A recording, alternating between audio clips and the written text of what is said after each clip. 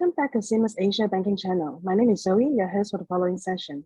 The third session is a panel discussion titled Transforming Asia's Banking Landscape, New Approaches, New Opportunities. Before introducing our speakers, I would like to invite everyone to engage in the conversation today.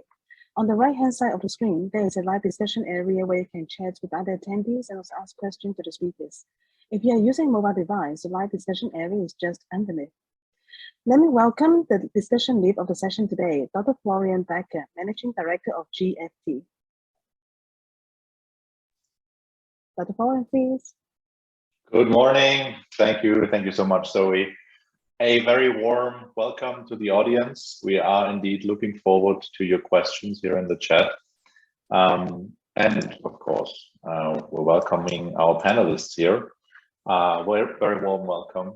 Our panel represents, I believe, a great mix of different backgrounds, coming also from very different companies, large institutions, large global financial institutes, a very exciting fintech company, fast growing, and a strategic fintech investor and innovation leader. So I think a great mix, and I believe we have a great opportunity here to get very different perspectives on the topic. So let's get started.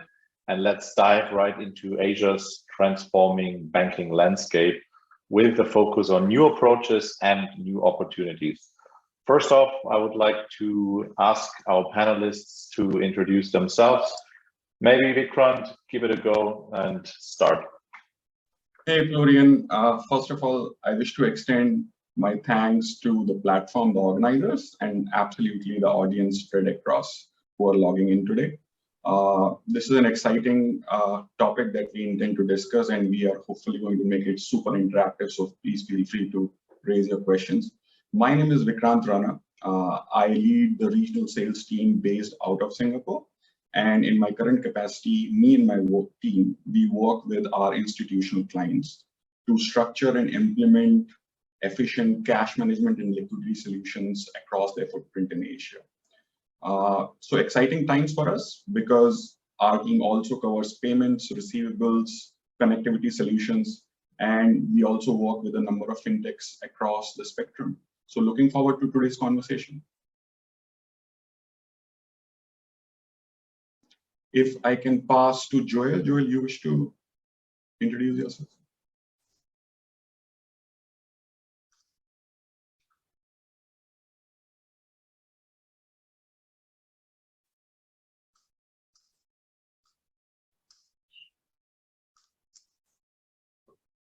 Joel, you want to go next? Yeah. Joel, you want to go next to the introduction? Yeah, you are absolutely audible. Joel, you want to go next to the introduction? Hey, sure. Sorry, I think I dropped out for a little bit, but should be all good now. Thanks for having me. Great to see everyone on the panel and looking forward to the discussion. I'm Joel. I'm one of the co-founders and Singapore country head of Aspire. So Aspire is a fintech. We're an all-in-one finance platform for businesses. We started the company about 4 years ago under the premise that the average modern business uses about 7 different financial services today to get their business finance done. The premise is that these different services tend to be disconnected. They don't talk to each other, the data doesn't flow to each other, and they're not integrated in the way that many of other business software is integrated today, right?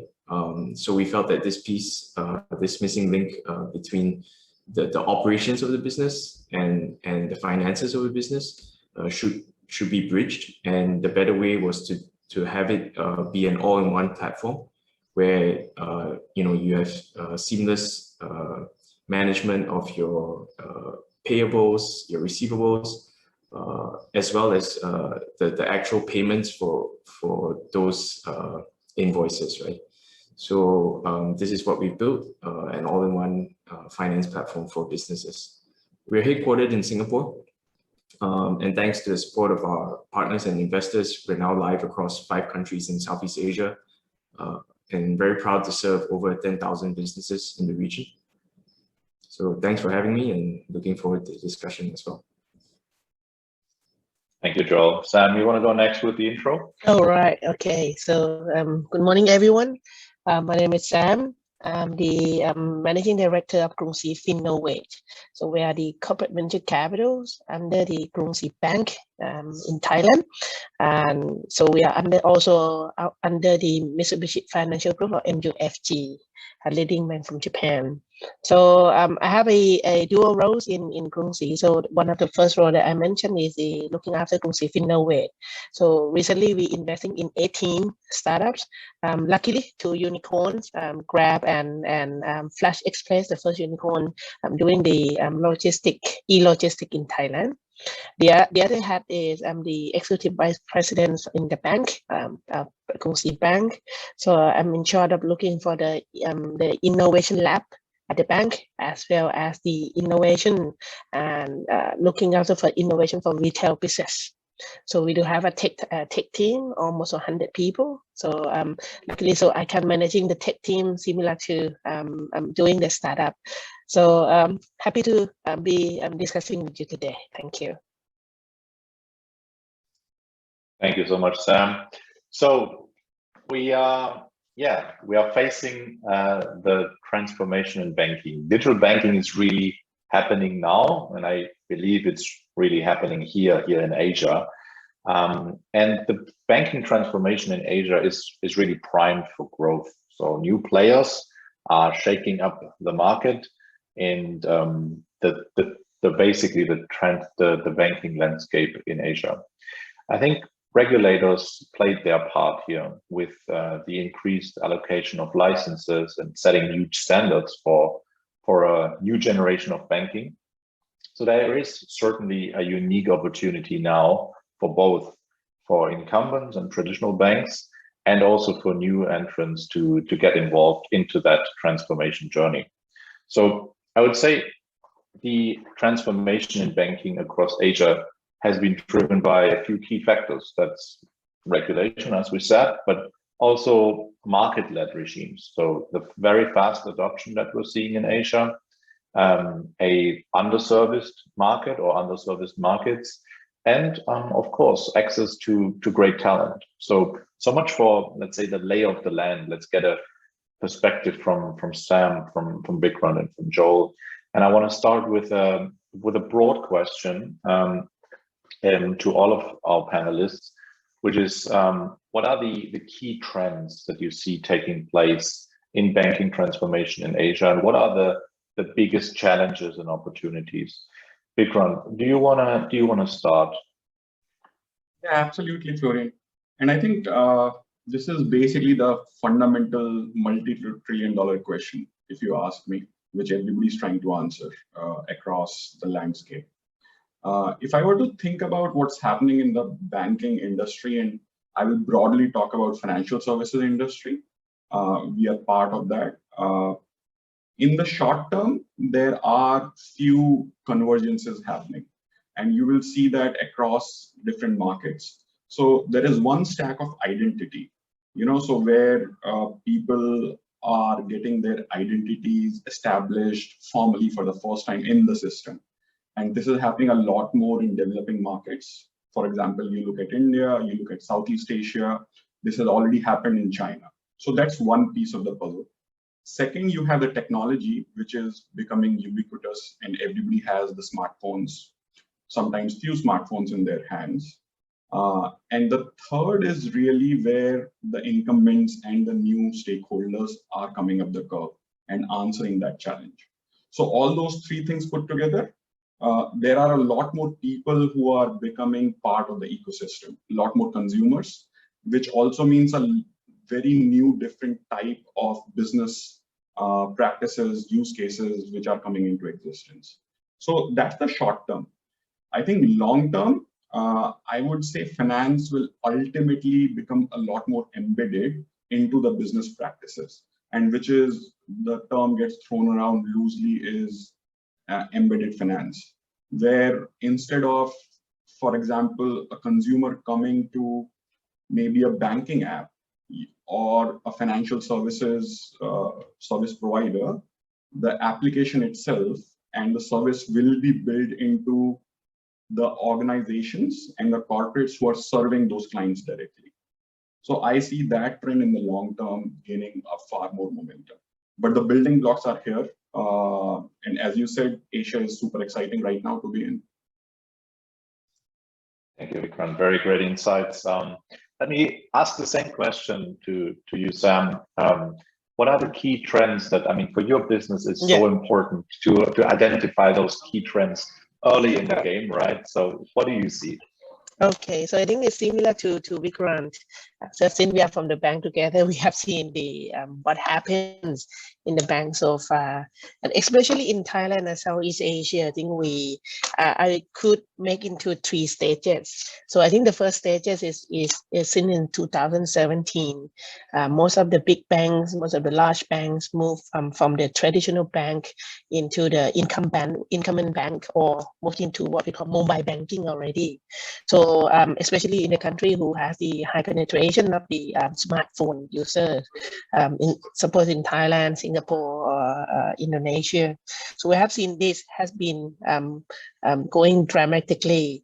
So because of the banks have terms of how can we reduce the cost, basically on the physical stores like branch. So most of the time in Thailand, we closed down the branch, I think over than 30 or 40% already. So everything has been shifted because of the behavior of customers, and especially during the COVID time. So we see now, especially in Thailand, most of the big bank now move customer to the mobile banking.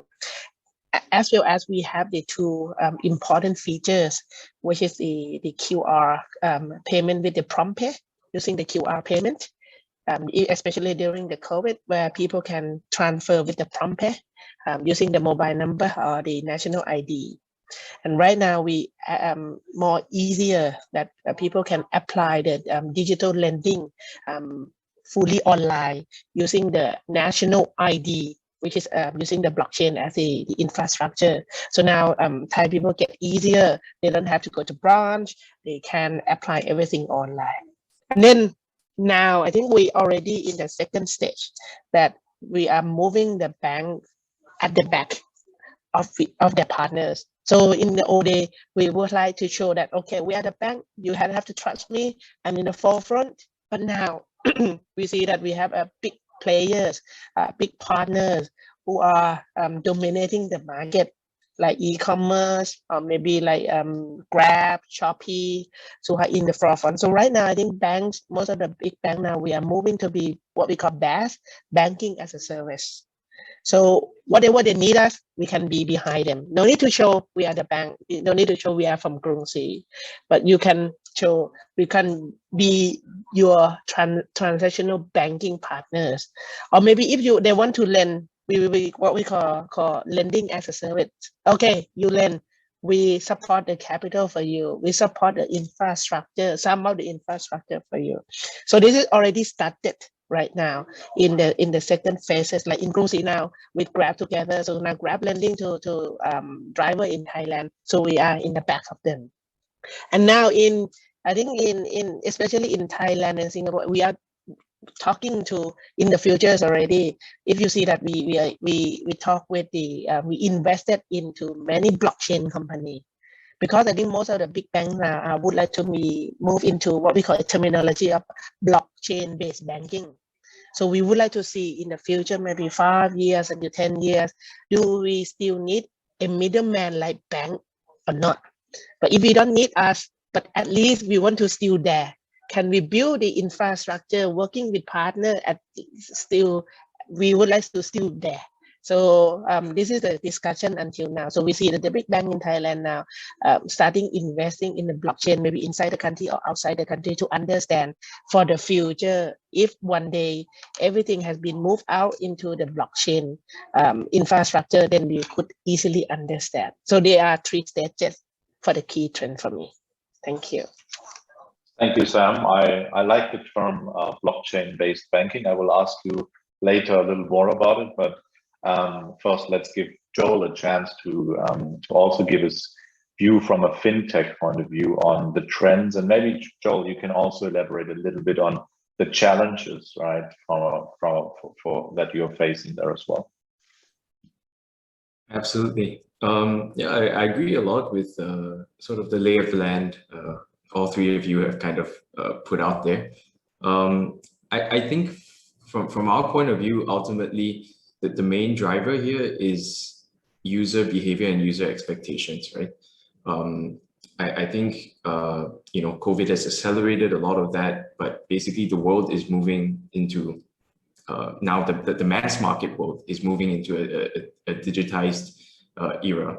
And I think, like Sam mentioned, a lot of internet companies have actually accelerated beyond what financial companies have been able to do, right? So you see e-commerce really penetrating and consumers into their daily habits and daily lives. And I think what's really happened in the last couple of years is that financial institutions have also kind of come up of age in that sense, right? I think a lot of personal banking apps today are quite well integrated, working with e-commerce players, either as partners or like Sam said or Vikram said, embedded within some of these platforms like Grab. I think it's hard to kind of say or declare that we have the crystal ball of what that permutation is going to be in the future. I think that's the question that we ask ourselves a lot, right? There are many players in this space. There are the infrastructure partners. There's the regulatory, folks, and then there may be like innovators or fintech companies that are maybe perhaps a bit more just on the user front-facing end of things, right? And then there's the users themselves. So what's interesting to us and what's enabled Aspire to kind of come into place is the partnership between all of these players, right? And indeed, there are a lot of challenges when it comes to that. The challenges are different across different markets. In some markets, your financial players are very ready and willing to be that infrastructure provider, like Krongsi maybe. And in other markets, the regulators are not yet quite ready to open up the field, to say, right? So, but for us, I think these four players are kind of what maps out the landscape for us, and different challenges in each market. I think to wrap up sort of what we see, I think ultimately I'm very excited to see how it plays out, right? I have no idea. I don't think anyone has any idea, like Vikram said. But I think ultimately what would drive it, and the answer kind of lies in what the user would want, right? Because I think ultimately everyone kind of takes line behind that.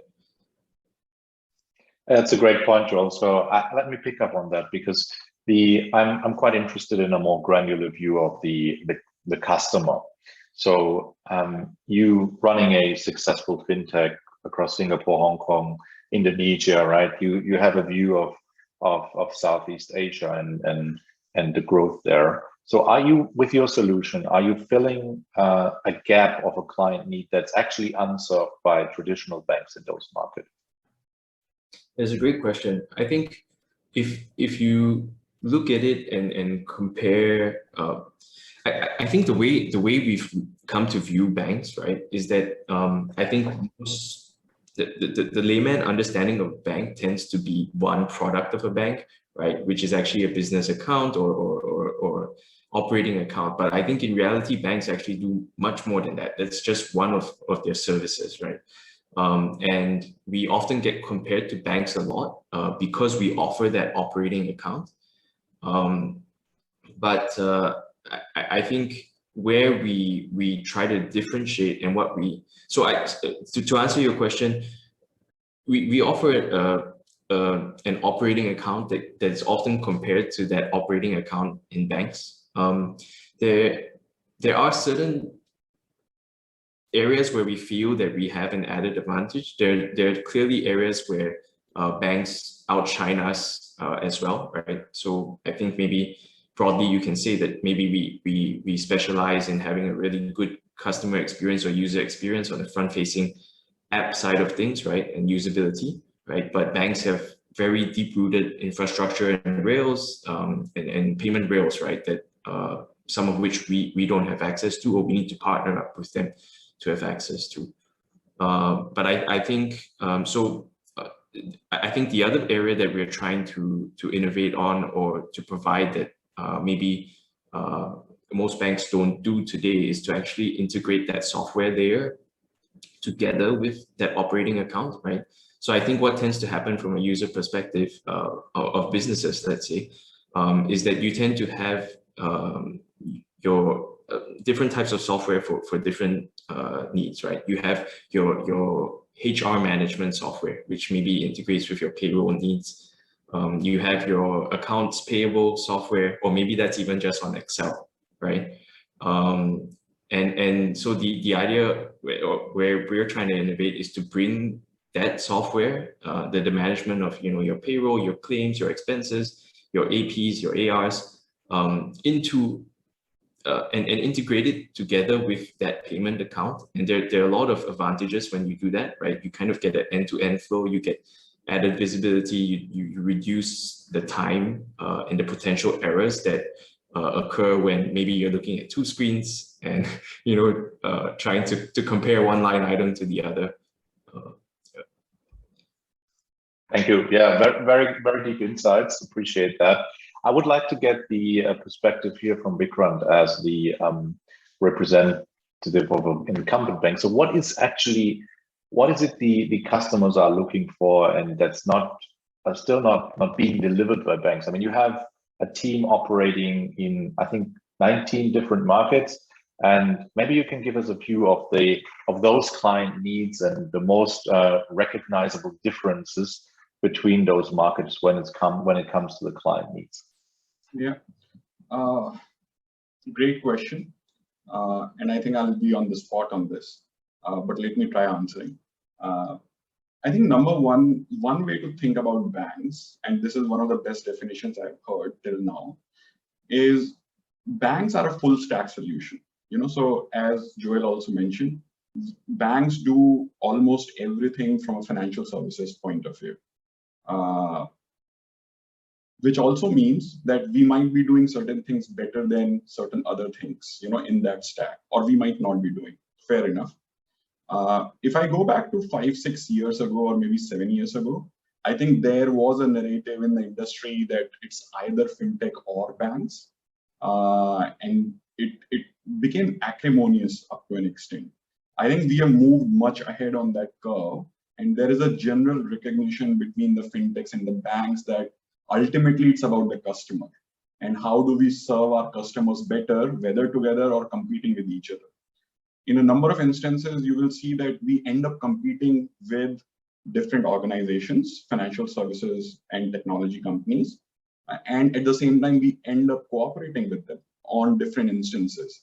So there is no black and white either or answer. So that's number one, just to keep things in perspective. I think, Florian, back to your question, one of the things that banks are now learning at a very rapid pace, I must acknowledge, is how we are customizing and reacting to the new business realities. And I'm not even talking about COVID, for instance. So for example, the food delivery business wasn't there 5 years ago, 6 years ago, if you think about it. An entire business and the ecosystem has rapidly developed. So obviously there is no blueprint, there is no playbook for anyone or the banks to start creating the solutions, which means like those organizations who are building businesses, we are also building the solution stack as we work with them closely, over that period of time. So which means there is a slight lag to it. I'll give you an example. So we work with one of the largest food delivery operators in Asia across multiple markets.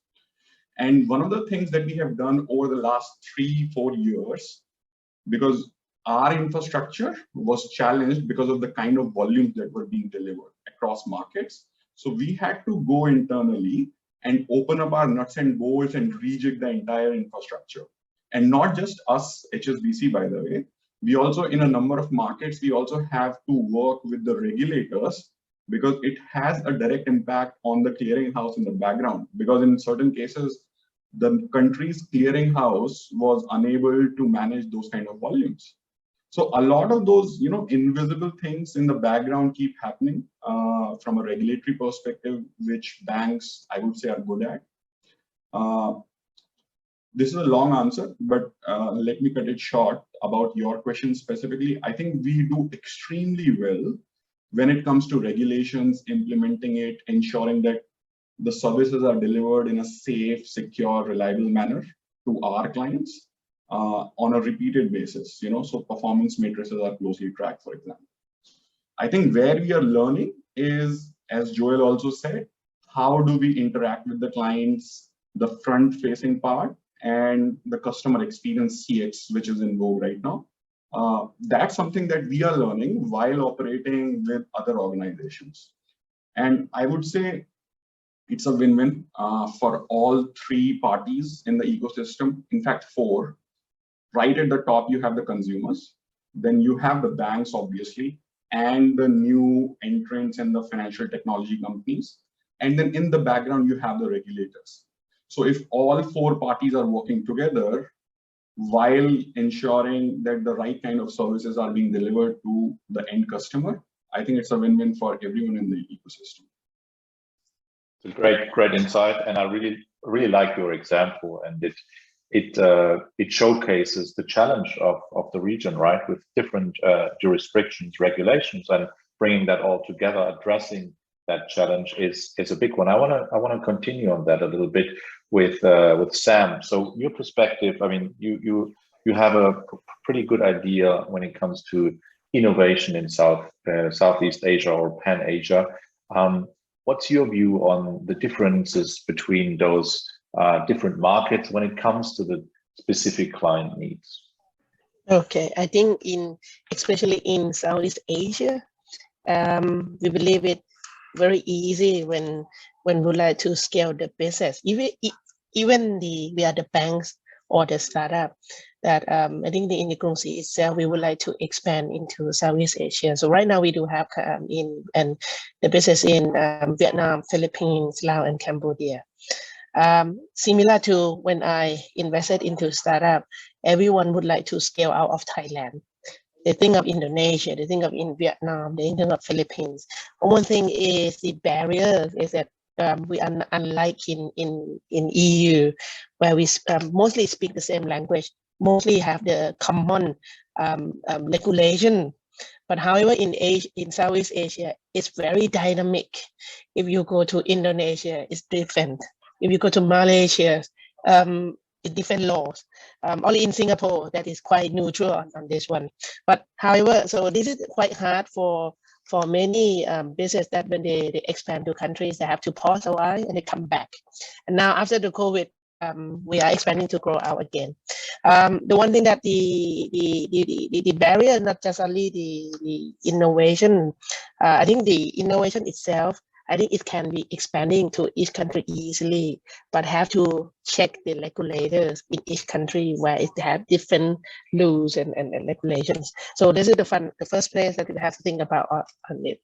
The second thing, the customer behavior of each country is different. So right now for the projects that I'm running for just going to be start is the biometric. So in different countries have different behavior. So in Thailand, we are easily allowed to use the face to do the face payment, to do the face recognition. But if you go to Singapore, the face is quite violent if you use all the face. So I talked to DBS, I said, no, the face here is not easily to be getting into the data of the bank. Might have to use the vein from the fingers instead of that.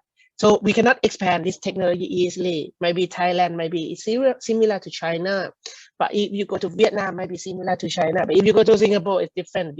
It might be similar cases in like US.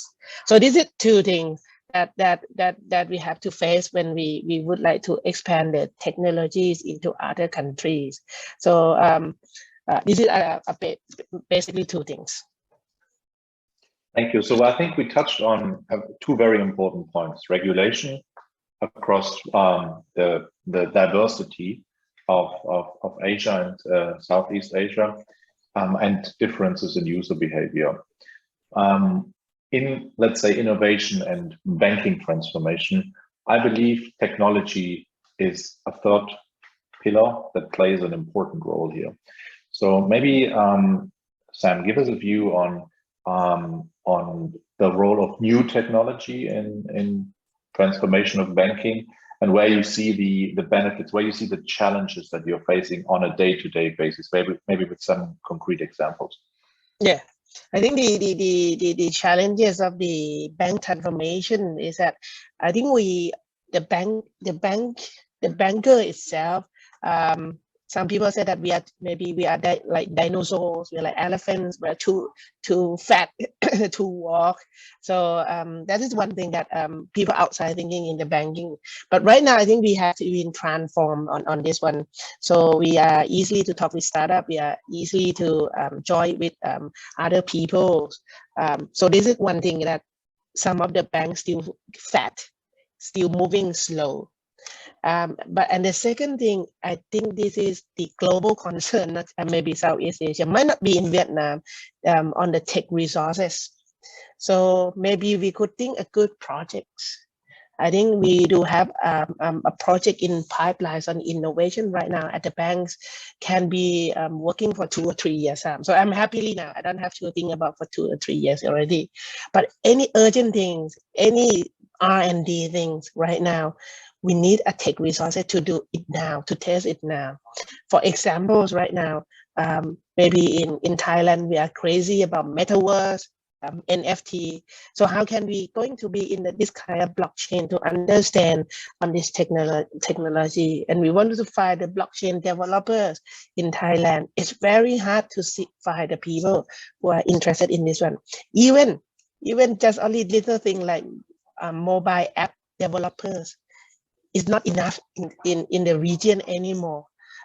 So whatever we would like to be developing, is always lacks of 6 months, because we have to file and replacing, and the large company pool the resources each others right now.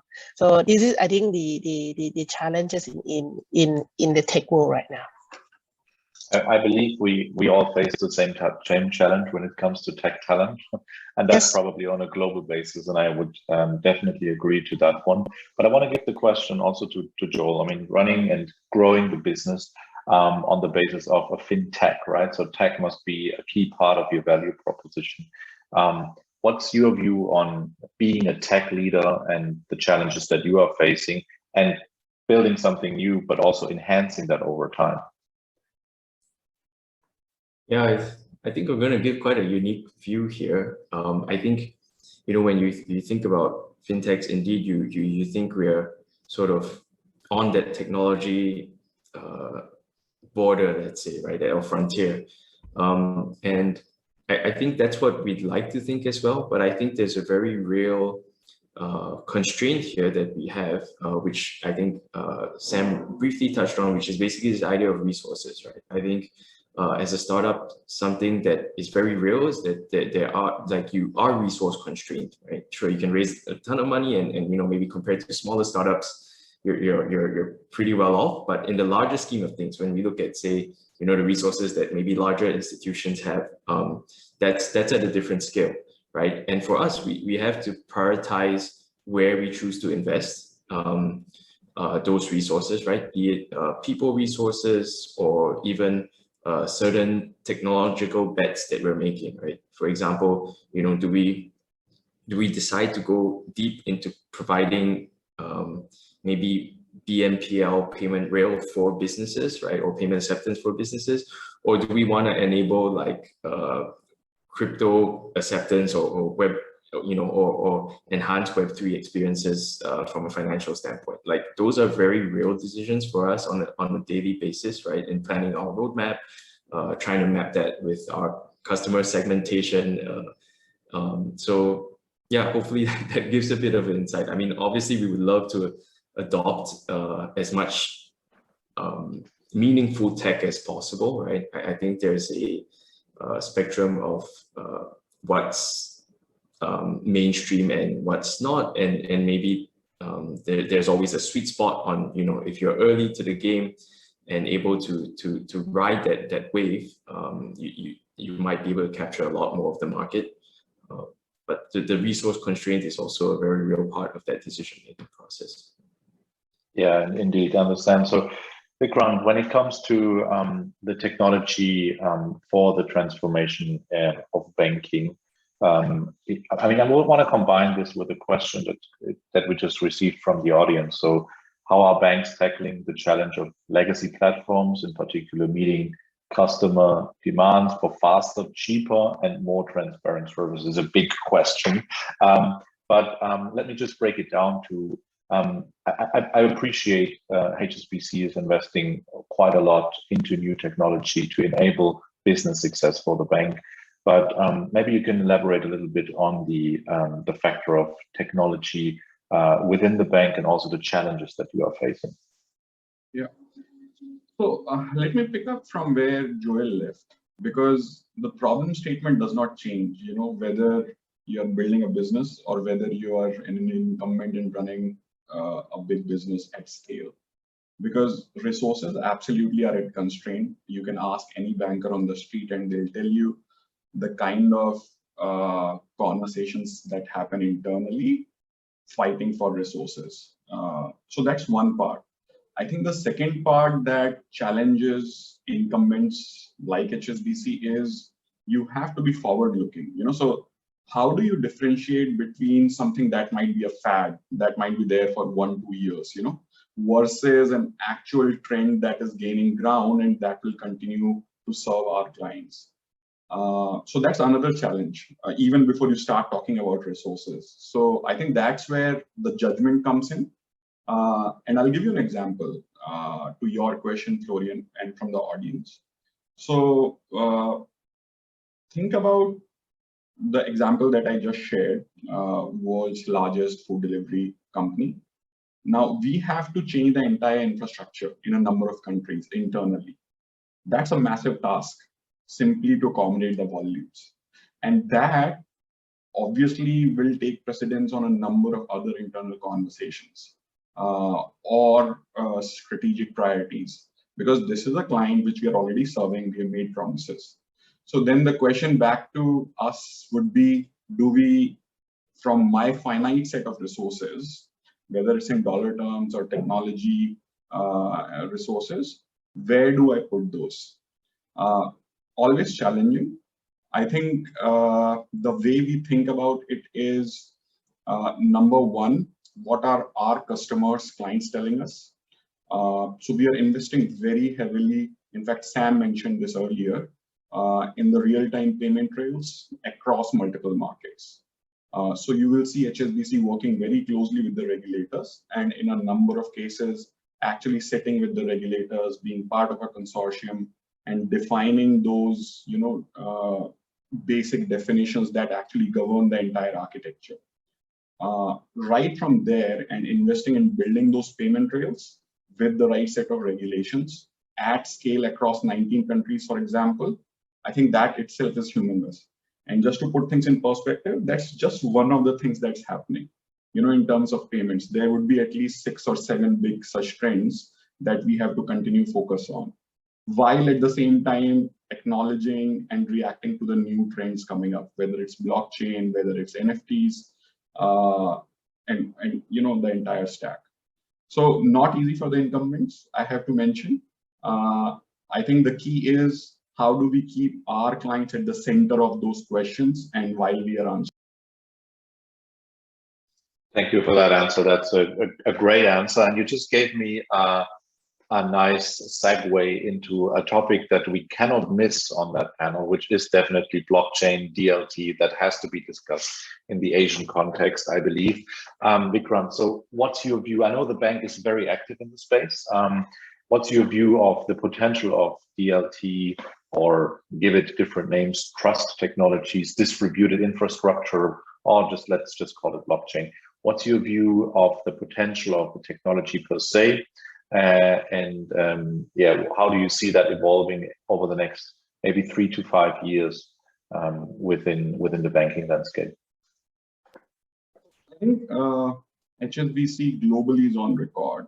First of all, I think we are very careful when we start thinking about cryptocurrencies as assets. So that's a separate conversation. I think as a bank, we are a lot more excited about blockchain as a technology and its possible uses. In fact, we were among the first bank which piloted a project using blockchain to settle cross-border trade finance transactions between large conglomerates across different regions. So what we are doing is we are picking, hopefully, in our view, the best parts of the technology, and we are making use of it, connecting it to, somebody asked about the legacy systems, right? So how do we use these technologies to leapfrog and to bring the best and the latest to our clients? So I think that's the thought process and how we are looking at it.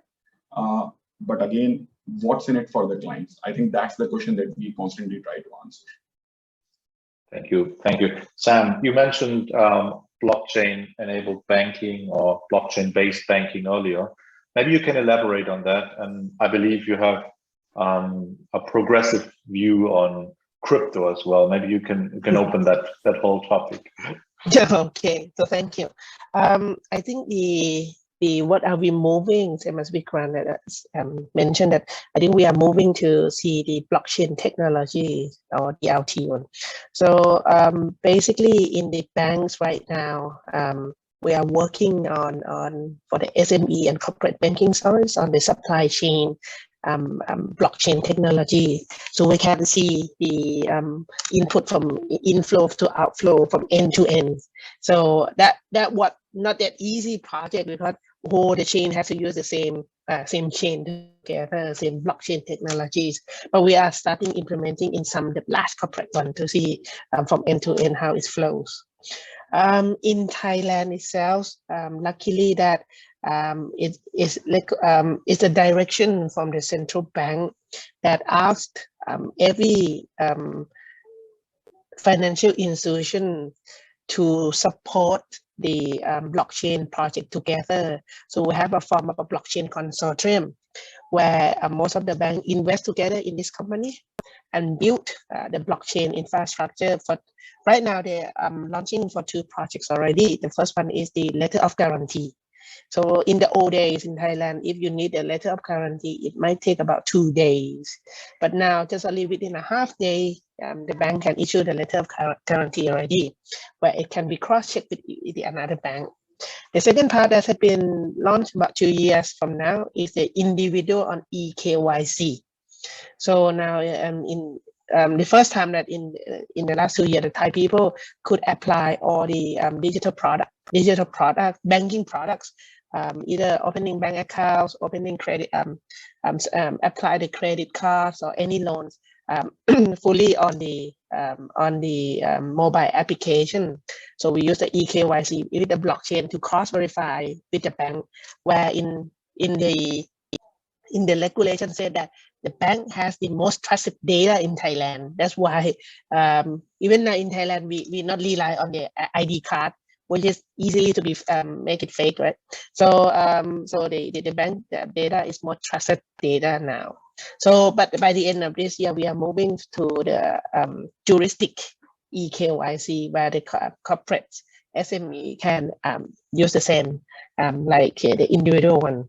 So this is the product that has been launched already, and now we are talking in the future that we see that wow, the digital asset now can be using the blockchain like Compound.ai. They don't have to with less than 50 staff, but had assets lending similar to the mid-sized banking in Thailand. So how can I do that? So we would like to understand that in the future, is this possible or not, that we use a blockchain for the lending and borrowing purposes doing in this infrastructure. So that's the first one.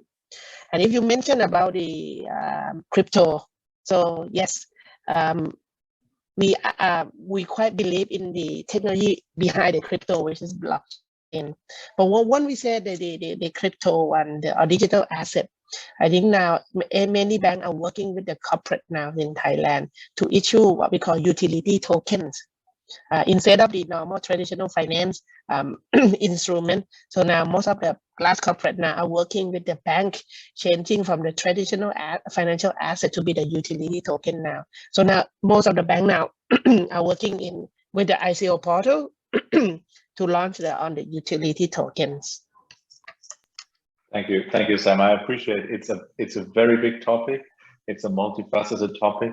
And Joel, maybe anything you want to add here when it comes to the digital asset, DLT, crypto, and DeFi space? Yeah, actually not too much to add. I mean, I'm really fascinated listening to all the applications that Sam shared. I mean, for us, internally, we do sort of explore this as I shared, you know, it's a matter of trade-offs for us. So it's not an area that we've actually invested heavily in at the moment. You know, we have a small task force that looks at potential applications. But for now, I think our roadmap is pretty cut out. So yeah, not too much to add. I mean, I loved I loved listening to what Sam shared, because I think it reminded me of you know, the sort of, you know, before this whole fintech and banks thing erupted, back in the day, where basically like banks, you know, kind of sit alongside the government and had that authority in the lives of a consumer, right? It had a position of authority, and I think that's a very interesting position to be in, to then leverage off all these blockchain applications. So I really enjoyed that. So thanks for sharing, Sam. Thank you, Joel. So yeah, I think we want to go and wrap up the session, but I would personally ask every panelist maybe to summarize, if possible, in just one sentence, how you see the future of the banking landscape in Asia. I'm not going to put any words into your mouth, but think also about everything that's related to central bank digital currencies that we are going to face in the near future. So how do you think Asia's future in banking will look like? Maybe Vikrant, you give it a start. Sure. Not an easy question. I can be a multi-billionaire if I can answer it correctly. I think future of banking in Asia has to be innovative and exciting, needless to say, simply because of what our clients are asking us. What we will end up seeing most probably is, initially we were copy pasting solutions, you know, something that was working in another part of the world, we will try to replicate it. I think we are moving into a direction where we are looking and building solutions for the local communities and our clients here in the region. So that's going to be a big shift, which is already happening. Thank you. Sam, your view? We believe, I think the digital assets will be one of the asset class that bank has to offer to clients. If we're not doing, it will be all the money will be going out. So I think this is the bear market where we shouldn't be offered it yet. But during the bullish market, I think the customer will be moving all the funds out of the bank. Right now, so I think a majority has already been out from the bank. But how can we make it closely? How can we make a good suggestion for customers? So in many research said that the maximum that the wealth customer, I mean the private wealth banking customer, has to maximum holding about not over than 10% of their wealth if they want to invest into this asset, if they would like to maximize the profit during the bullish market. Okay, so I think we have to be closely. So right now, if you see that the bank in Thailand are working closely with the crypto exchange, the SCB Bank talking with BitCup, like us, has invested in Sitmex, one of the crypto exchange in few countries. So this is what we believe in the future. It might not be now, but in the near future, I think the last player like Bitcoin, Ethereum is one of the assets that our customer is keep asking about this one. Thank you, Sam. And Joel, your view? For me, the future of digital banking in Asia is number one, going to be customer led. I think that's going to direct all the players in the ecosystem and the interactions that they have with each other. And I think the second thing is that it's going to be connected, right? In a very deep way. I think the opportunity for all these different players to work together and have their systems talk to each other in a meaningful way that provides insight to the client is going to be a strong sort of like customer-led push in that direction, and that's what the customer wants, and I think the players will come together and make it happen. Fantastic, great closing remarks here. I believe we learned a lot today. Great insights, deep insights, great examples. So let me wrap it up here. Thanks a lot, Joel. Thank you, Sam. Thank you, Vikrant. And back to you, Zoe. Thanks a lot. Thank you so much, Florian. Thank you so much, everyone. For the audience who still have questions, you may connect with our speakers on this platform. And I would like to invite everyone to visit the virtual exhibition booth today, where you can see our sponsors, products, and services. Again, thank you so much, everyone. And thank you for joining us. See you again later.